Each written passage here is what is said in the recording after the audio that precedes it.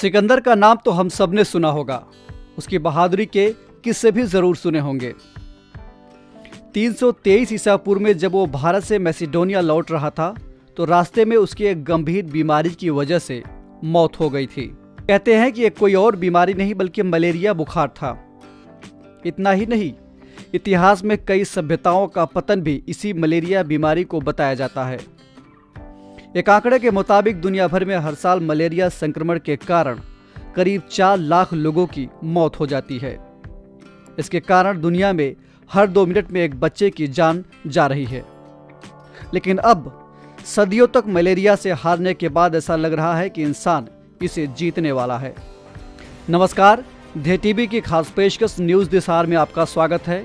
मेरा नाम है केसरी पांडे और इस एपिसोड में हम बात करेंगे मॉस्क्यूरिक्स वैक्सीन की। दरअसल हाल ही में विश्व स्वास्थ्य संगठन यानी WHO ने मलेरिया की पहली वैक्सीन के व्यापक इस्तेमाल को मंजूरी दी। साल 1880 में अल्फोंसे लॉवरेन ने पहली बार मलेरिया पैरासाइट की खोज की थी और तभी से इसके वैक्सीन को खोजने की कवायद शुरू हो चुकी थी। अब जाकर WHO ने RTS-S या AS01 नाम के इस मलेरिया वैक्सीन के इस्तेमाल को मंजूरी दी है। इसका निर्माण ग्लैक्सोस्मिथक्लाइन ने किया है। हालांकि इस मलेरिया वैक्सीन का ब्रांड नेम मॉस्क्यूरिक्स रखा गया है। इसका ट्रायल साल 2019 से ही चल रहा है। आपको बता दें कि मलेरिया मादा मच्छर एनाफिलीज के काटने से फैलता है। इस मच्छर में प्लाज्मोडियम नाम का परजीवी यानी प्रोटोजोआ पाया जाता है। इसकी वजह से मच्छर के काटने से ये रक्त में कई गुना बढ़ता है और फिर इंसान बीमार पड़ जाता है। आसान शब्दों में कहें तो मलेरिया एक परजीवी है जो रक्त कोशिकाओं यानी ब्लड सेल्स पर हमला करता है और इसे नष्ट करके अपनी संख्या बढ़ाता है। इसके बाद मलेरिया पीड़ितों को काटने वाले मच्छर दूसरों में मलेरिया फैलाते हैं। अभी मौजूदा वक्त में मलेरिया से बचने के लिए दवाइयों से परजीवियों को मारा जाता है। इसके अलावा मच्छरदानी के इस्तेमाल से मच्छरों के काटने से बचा जा सकता है। कीटनाशक से मच्छर मारे जाते हैं। इन्हीं सब उपायों से मलेरिया के खतरों को कम किया जाता है।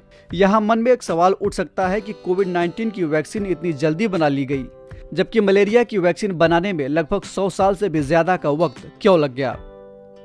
दरअसल मलेरिया एक परजीवी के कारण होता है और ये वायरस से ज्यादा घातक और जटिल होता है।